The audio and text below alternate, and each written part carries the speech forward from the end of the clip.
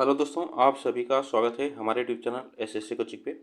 दोस्तों, हम लोग जीके जीएस की जो रामबाण सीरीज हम लोग कर रहे हैं, यह क्लास 5, ठीक ना। इसमें हम लोग आज ज्योग्राफी के क्वेश्चन देखेंगे जो कि भारत की स्थिति एवं विस्तार से संबंधित प्रश्न होंगे। एग्जाम में यहाँ से जरूर 1-2 नंबर के प्रश्न पूछे जा सकते हैं। तो चलिए स्टार्ट करते हैं हम लोग। आज के यह प्रश्न देखिएगा। आज का यह प्रश्न,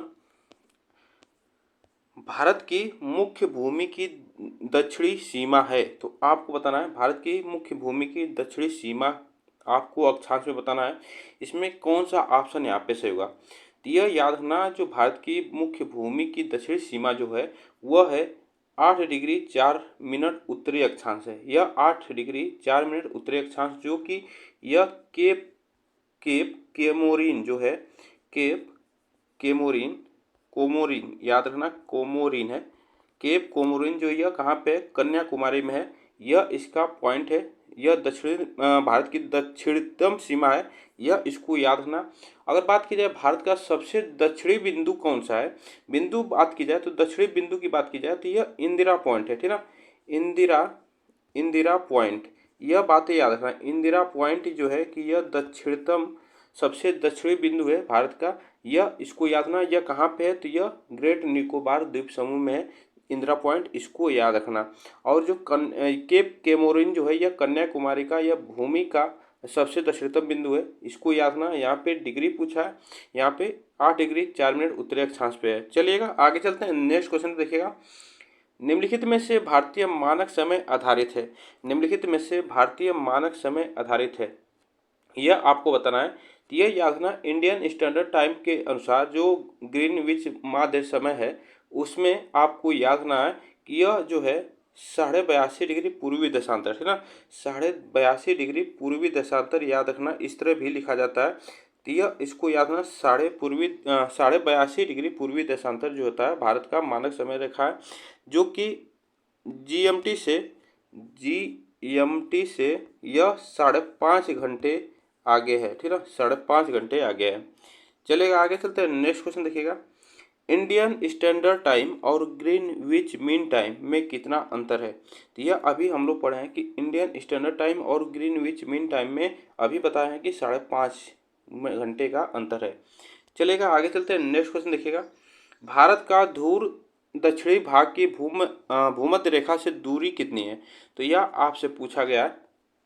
यह आप याद रखना, जो ध्रुव दक्षिणी भाग की भूमध्य रेखा से दूरी पूछी गई है, तो वह याद रखना 876 किलोमीटर, ठीक है ना।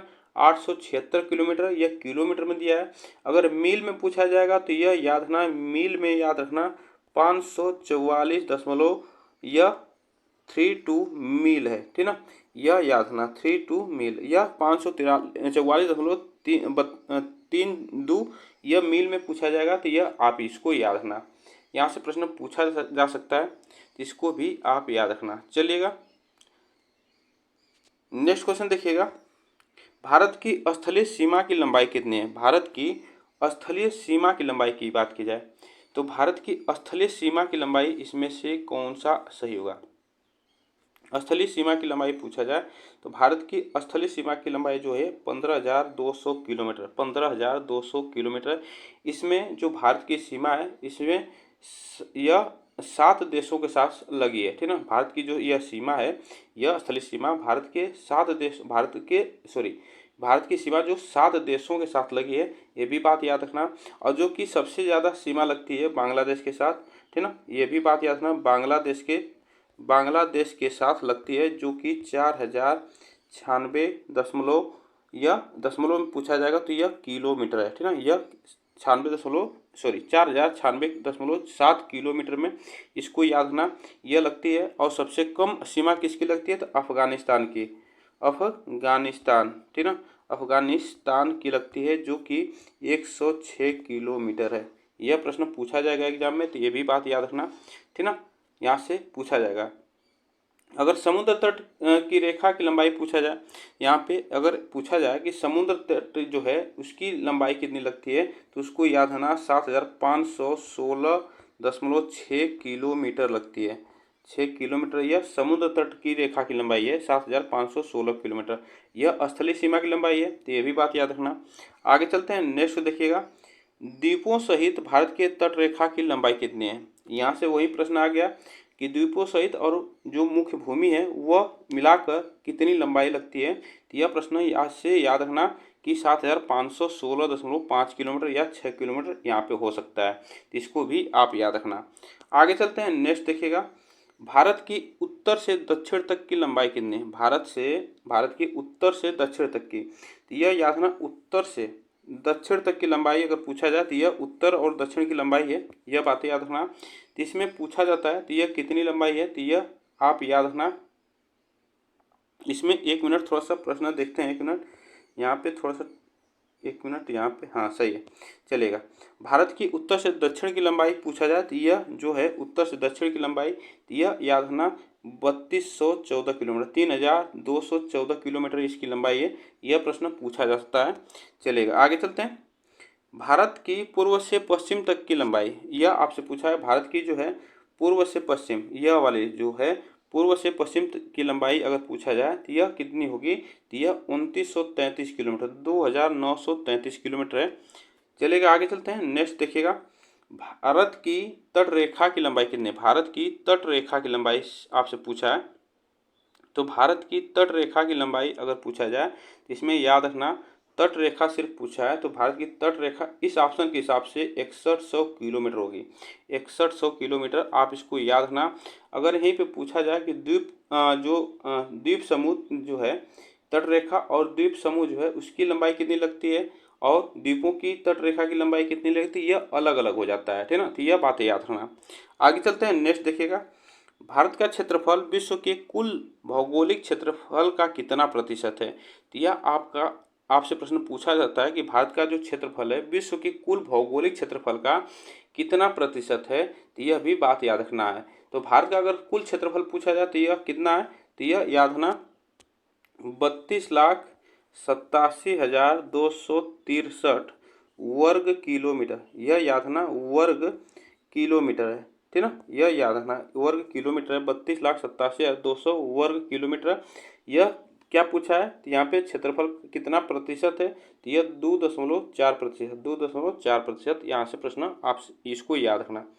चलेगा, आगे चलते हैं, नेक्स्ट देखिएगा, संपूर्ण भारत के कितने प्रतिशत भूभाग पर पर्वत और पहाड़ियों का विस्तार पाया जाता है? तो संपूर्ण भाग के कितने प्रतिशत भूभाग पर पर्वत और पहाड़ियों का विस्तार पाया जाता है, यह भारत में, पूरे भारत में यह पूछा गया। तो यह याद रखना, लगभग यह जो पाया जाता है 30%, ठीक ना, यह लगभग 30% होता है। तो इसमें ऑप्शन में हम लगाएंगे 29.3%, यह प्रश्न ऐसे पूछा जाता है। चलेगा, आगे चलते हैं, संपूर्ण भारत के कितने प्रतिशत भूभाग पर पठार का विस्तार है? यहाँ पे पठार की बात की गई है, ठीक ना, पठार का विस्तार पूछा है, यह कितना है, तो इसमें आप इसको याद रखना, जो पठार का विस्तार है यह 27.7%, कहीं कहीं आपको 27% ही आपको मिलता है, ठीक ना, तो ये भी बात याद रखना। चलिएगा, आगे चलते हैं, भारत की प्रादेशिक जल सीमा समुद्री तट से कितने समुद्री मील की दूरी पर स्थित है? तो यह आपसे पूछा है। तो भारत की प्रादेशिक जो जल सीमा है, टेरिटरी वाटर, समुद्री तट रेखा, तट से, समुद्री तट से यह कितनी दूरी पर है, यह मील में पूछा है, तो इसमें आपको बताना है। तो इसमें याद रखना, मील में याद रखना 12 मील है, ठीक ना, 12 मील बारह समुद्र मील है। अगर किलोमीटर में पूछा जाए इसको तो 22.2 किलोमीटर, 22.2 किलोमीटर, यह आप इसको याद रखना। आगे चलते हैं, नेक्स्ट देखिएगा, भारत में कितने राज्य समुद्र तट रेखा में हैं? भारत में कितने राज्य हैं जो समुद्र तट रेखा में हैं, यह प्रश्न पूछा जाएगा। तो यह आप याद रखना। देखिए, समुद्र तट रेखा में राज्य सिर्फ पूछा है तो 9 राज्य हैं, यह याद रखना, 9 राज्य हैं और 4 केंद्र शासित प्रदेश, केंद्र शासित प्रदेश हैं, ठीक ना, केंद्र शासित प्रदेश हैं, यह आपको याद रखना है। यहाँ से प्रश्न पूछा जाएगा एग्जाम में, तो ये भी बात याद रखना। चलेगा, आगे चलते हैं, यहाँ पे जो ऑप्शन से होगा हमारा, यह सी ऑप्शन यहाँ पे से होगा। चलेगा, आगे चलते हैं, भारत में निम्नलिखित में से किस राज्य की तट रेखा सबसे लंबी है? तो भारत की किस राज्य की तट रेखा सबसे लंबी है? तो यह याद रखना, सबसे जो तट रेखा लंबी है वो गुजरात की है, ठीक ना, गुजरात की लंबी तट रेखा है जो कि 1600 किलोमीटर है, 1600 किलोमीटर। आप इसको याद रखना। इसमें ऑप्शन जो से होगा यह सी ऑप्शन यहाँ पे से होगा। अगर यहीं पूछा जाए कि प्रश्न यहाँ से पूछ दिया जाता है कि जो भारतीय समुद्र तट का लगभग कितना प्रतिशत है, यह जो है यह 1600 किलोमीटर जो है यह भारतीय समुद्र तट का लगभग कितना प्रतिशत है, तो यह 24%, ठीक ना, यह 24%। इसको भी आप याद रखना। अगर यहीं पे एक और प्रश्न बन सकता है कि यह सबसे लंबी तट रेखा जो लगती है भारत की, भारत की जो सबसे लंबी तट रेखा है वो गुजरात की है। अगर यहीं पे पूछा जाए कि दूसरी सबसे बड़ी तट रेखा है किसकी लगती है, तो वह तमिलनाडु की, ठीक ना, तमिलनाडु की लगती है, जो कि यह कितनी लगती है, 1076 किलोमीटर, 1076 किलोमीटर लगती है। यह दूसरी है, ठीक ना, यह याद रखना, दूसरी यह लंबी तटरेखा है। तीसरी पूछा जाए, तीसरी इसको याद रखना, तीसरी याद रखना, तीसरी अगर पूछा जाए तो यह आंध्र प्रदेश की लगती है, आंध्र प्रदेश की लगती है, जो कि 974 किलोमीटर है, 974 किलोमीटर। ये भी बात याद रखना, यह तीसरी सबसे लंबी तटरेखा है। आगे चलते हैं, देखिएगा कौन सी अक्षांश रेखा भारत के मध्य से होकर गुजरती है। तो कौन सी अक्षांश रेखा है जो भारत के मध्य से होकर गुजरती है, तो वह याद रखना 23.5 डिग्री, 23.5 डिग्री यह प्रश्न पूछा जाता है। तो 23.5 डिग्री रेखा है जो कि भारत के मध्य से होकर गुजरती है, यह आपको याद रखना है। तो वह कर्क रेखा, ठीक ना, कर्क रेखा है जो कि भारत के 8 राज्यों से होकर गुजरती है, ठीक ना, भारत के 8 राज्यों से होकर गुजरती है। वह राज्य आप इसको याद रखना होगा कि वह राज्य कौन से हैं, तो यह पहला है गुजरात, ठीक ना, गुजरात, इसको याद रखना। गुजरात के बाद राजस्थान, राजस्थान, उसके बाद राजस्थान के बाद आता है एमपी मध्य प्रदेश, छत्तीसगढ़ जो है CH लिख देते हैं। उसके बाद झारखंड JH लिख देते हैं, इसको याद रखना। वेस्ट बंगाल, ठीक ना, पश्चिम बंगाल जो इसको WB लिख देते हैं, इसको याद रखना। त्रिपुरा और मिजोरम, यह जो है राज्य जो है 8 राज्य हैं जो कि कर्क रेखा के बीचों, कर्क रेखा इन राज्यों से होकर गुजरती है। यह प्रश्न पूछा जाता है। आगे चलते हैं, भारत का दक्षिणतम बिंदु कौन सा है, तो यह याद रखना, भारत का दक्षिणतम इंदिरा पॉइंट है, ठीक ना, इंदिरा पॉइंट जो है भारत का दक्षिणतम बिंदु है। आगे चलते हैं, निम्नलिखित में से कौन सा स्थान भूमध्य रेखा के निकटतम स्थित है, तो भूमध्य रेखा के निकटतम स्थित है वह कौन सा स्थान है, तो वह इंदिरा पॉइंट है, ठीक ना, इंदिरा पॉइंट ऑप्शन यहाँ पे से होगा। चलिएगा आगे चलते हैं, निम्न द्वीपों के युग्मों में से कौन सा एक 10 अंश जल मार्ग द्वारा आपस में पृथक किया जाता है, तो 10 अंश जो है 10 डिग्री चैनल, यह याद रखना, यह किसको अलग चैनल, यह इसको याद रखना, यह किसको अलग करता है, तो यह प्रश्न पूछा जाता है। तो यह अलग करता है अंडमान और निकोबार को अलग करता है। नेक्स्ट देखिएगा, भारत और पाकिस्तान के बीच अंतर्राष्ट्रीय सीमा किसके द्वारा सीमांकित की गई, तो भारत और पाकिस्तान के बीच जो है अंतर्राष्ट्रीय सीमा किसके द्वारा सीमांकित की गई थी, तो यह रेड क्लिफ लाइन, ठीक, जो यह की गई है रेड क्लिफ के द्वारा यह की गई है सीमांकित, इसको याद रखना। आगे चलते हैं, भारत के सुदूर पूर्व में कौन सा देश भारत के साथ सर्वाधिक लंबी अंतर्राष्ट्रीय सीमा बनाता है, तो यह भारत के सुदूर पूर्व में की बात की गई है, भारत के पूर्व की तरफ की बात की गई है। तो यहाँ पे आपसे पूछा जाएगा एग्जाम में, तो यह आप याद रखना, वह जो है म्यांमार, ठीक ना, म्यांमार जो कि पूरब में सबसे लंबी तटरेखा अंतर्राष्ट्रीय सीमा बनाता है, कितना, तो 1643 किलोमीटर बनाता है। यह प्रश्न पूछा जाएगा एग्जाम में। और यह किन राज्यों से होकर सटा है, म्यांमार किन राज्यों से सटा है, तो अरुणाचल प्रदेश, नागालैंड, मिजोरम और मणिपुर से सटा है। आगे चलते हैं, निम्नलिखित में से किस भारतीय राज्य की समुद्रीय तटीय सीमा सबसे छोटी है, तो किसकी समुद्री तटीय सीमा सबसे छोटी है, यह प्रश्न पूछा है। तो यह गोवा की है, ठीक ना, गोवा की सबसे छोटी समुद्री तट रेखा है जो कि 131 किलोमीटर है, ठीक ना, 131 किलोमीटर, इसको आप याद रखना, लंबी 131 किलोमीटर लंबी है। नेक्स्ट देखिएगा, भारत की सबसे लंबी अंतर्राष्ट्रीय सीमा किस देश के साथ है? इस ऑप्शन के हिसाब से बताना है। तो भारत की सबसे लंबी अंतर्राष्ट्रीय सीमा किस देश के साथ लगती है? तो यह आप याद है ना, बांग्लादेश के साथ, है ना, बांग्लादेश के साथ यह लगती है। यह प्रश्न पूछा जाएगा एग्जाम में। तो यह बांग्लादेश के साथ 4096 किलोमीटर यह प्रश्न पूछा जाता है एग्जाम में। तो यह 4096 किलोमीटर।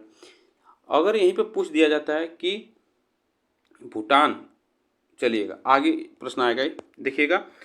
सबसे छोटी सबसे छोटी स्थलीय सीमा भारत की किस देश के साथ लगती है?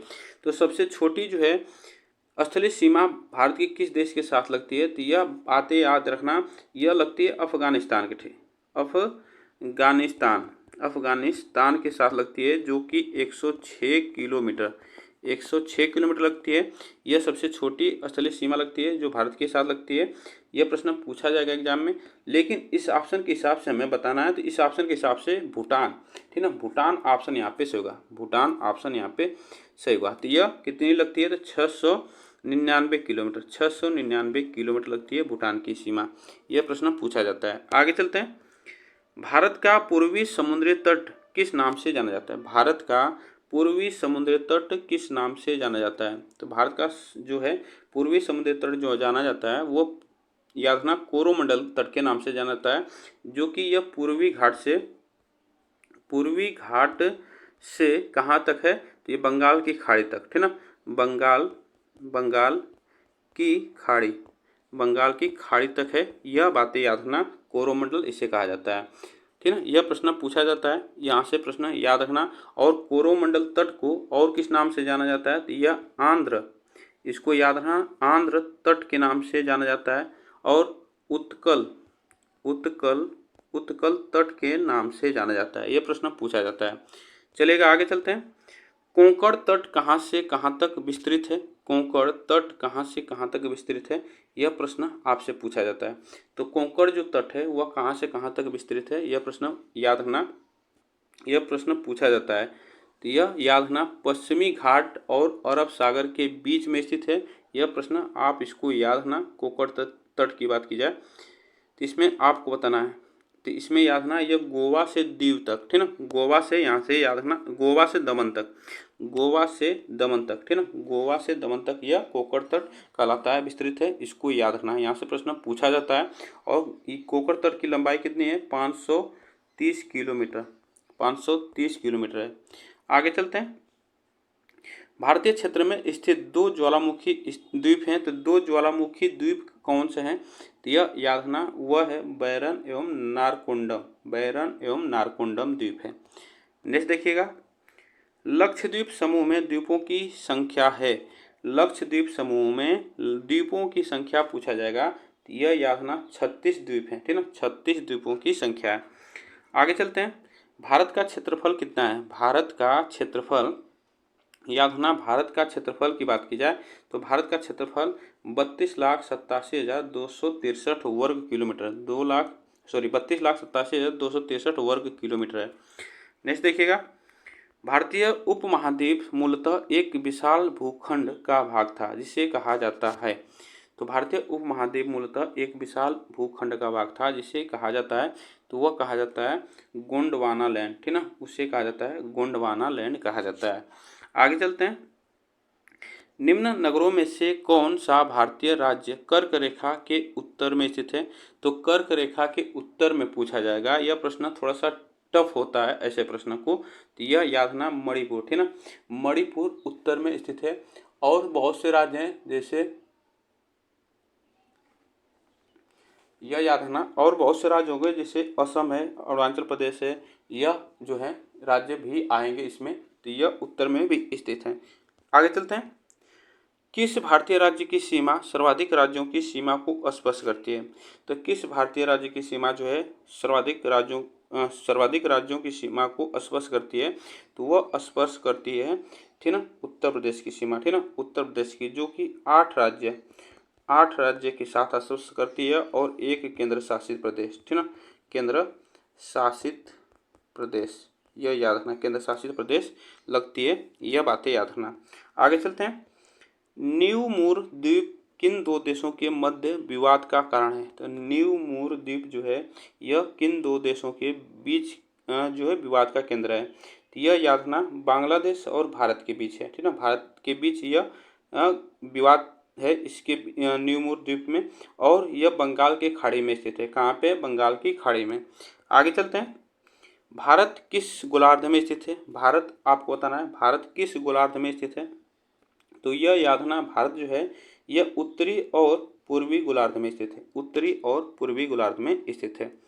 नेक्स्ट देखिएगा, आगे चलते हैं। भारत के अरब और बंगाल की खाड़ी से लगे समुद्री तट की लंबाई लगभग कितनी है? तो अरब सागर और बंगाल की खाड़ी से लगभग समुद्री तट की लंबाई आपसे पूछा है। यह याद रखना कितनी है, यह प्रश्न पूछा जाता है। यह आप याद रखना, यह है इसमें याद रखना 6100 किलोमीटर है ना। 6100 किलोमीटर आपको याद रखना है, इसको याद रखना 6100 किलोमीटर। आगे चलते हैं। पटकाई की पहाड़ियाँ भारत को अलग करती है। पटकाई की पहाड़ियाँ भारत को अलग करती हैं, किससे अलग करती हैं? तो यह याद रखना जो पटकाई पहाड़ियाँ हैं वह भारत और म्यांमार के बीच सीमा साझा करती है, ठीक है ना। भारत और म्यांमार के साथ यह सीमा साझा करती है, तो यह म्यांमार के साथ, है ना, इसको याद रखना। आगे चलते हैं। निम्नलिखित राज्यों में से कौन सा राज्य तीन तरफ से बांग्लादेश से घिरा है? तो तीन तरफ से बांग्लादेश से घिरा है, तो इसमें आपको बताना है। तो तीन तरफ से बांग्लादेश से जो घिरा है वो त्रिपुरा, ठीक है। त्रिपुरा जो है बांग्लादेश से तीनों तरफ से घिरा हुआ है। आगे चलते हैं। वर्ष 1983 में जब आंध्र प्रदेश एक अलग राज्य बना तब उसकी राजधानी कौन थी? तो देखिएगा ये बना था 1 अक्टूबर 1953 को, ठीक है ना। कौन सा राज्य? आंध्र प्रदेश राज्य बना। और तब उसकी राजधानी कौन थी? तो यह प्रश्न पूछा जाता है। तो यह याद था उसकी राजधानी कुरनूल थी। कुरनूल इसकी राजधानी थी। नेक्स्ट देखिएगा। निम्नलिखित में से कौन से भारतीय राज्य में प्रातः काल में सूर्य की किरणें सबसे पहले पड़ती है? तो सूर्य की किरणें जो है सबसे पहले पड़ती है वो कहाँ, किस राज्य में? तो वह अरुणाचल प्रदेश में, ठीक ना। अरुणाचल प्रदेश में सबसे पहले पड़ती है। आगे चलते हैं। अरावली एवं विंध्य श्रृंखलाओं के मध्य कौन सा पठार स्थित है? तो अरावली एवं विंध्य श्रृंखलाओं के मध्य कौन सा पठार स्थित है? यह प्रश्न पूछा जाएगा। तो यह मालवा का पठार, है ना, मालवा का पठार स्थित है। ऑप्शन यहाँ पे से होगा मालवा का पठार। नेक्स्ट देखिएगा। शिव समुद्रम किस नदी द्वारा बनाया गया द्वीप है? शिव समुद्रम किस नदी द्वारा बनाया गया द्वीप है? तो यह आप याद रखना, यह शिव समुद्रम किस राज्य में है? तो यह कर्नाटक राज्य में है, और यह कावेरी नदी द्वारा बनाया गया। आगे चलते हैं। तमिलनाडु व आंध्र प्रदेश के तट का नाम है। तमिलनाडु व आंध्र प्रदेश के तट का नाम आपको बताना है। उस तट का नाम क्या है? तो यह आप याद रखना, उस तट का नाम है कोरोमंडल, ठीक ना। तमिलनाडु व आंध्र प्रदेश के तट का नाम कोरोमंडल है। आगे चलते हैं। भारत के लिए समुद्री मार्ग की खोज का श्रेय जाता है। तो भारत के लिए समुद्री मार्ग की खोज का श्रेय किसे जाता है? यह प्रश्न पूछा जाएगा। तो यह याद रखना पुर्तगालियों को, ठीक ना, पुर्तगालियों को इसका श्रेय जाता है। नेक्स्ट देखिएगा। भारत के भौगोलिक मानचित्र कौन तैयार करता है? तो भारत के भौगोलिक मानचित्र कौन तैयार करता है? यह प्रश्न याद रखना भारतीय सर्वेक्षण, ठीक ना, भारतीय सर्वेक्षण इसे तैयार करता है। नेक्स्ट देखिएगा।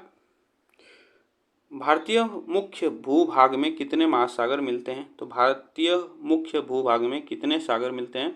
यह प्रश्न पूछा जाता है। तो यह सागर मिलता है, यह एक, ठीक है, एक सागर मिलता है।